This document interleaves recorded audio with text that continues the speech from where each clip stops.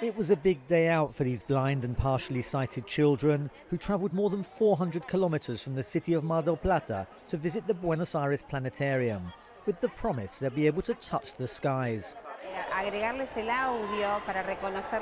Adding audio to distinguish the new stars from the old is a great idea and allows them to imagine distances and different sizes, something very difficult to explain to the blind, almost impossible.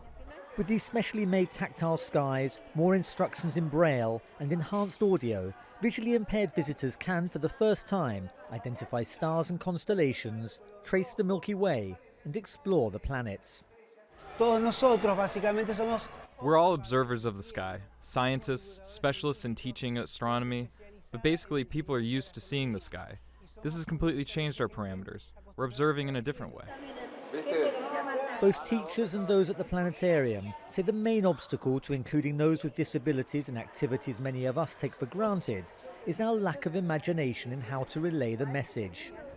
This meteorite fell to Earth 4,000 years ago. Now, with an imaginative approach to teaching and a policy of inclusion, the visually impaired can share in the thrill of touching it and in the wider wonders of astronomy. And it's not just for the children. These adults say they've often been excluded since so much relies on the visual. My parents always explained as best as they could that there were points of light, but this system allows us to imagine the sky far more graphically.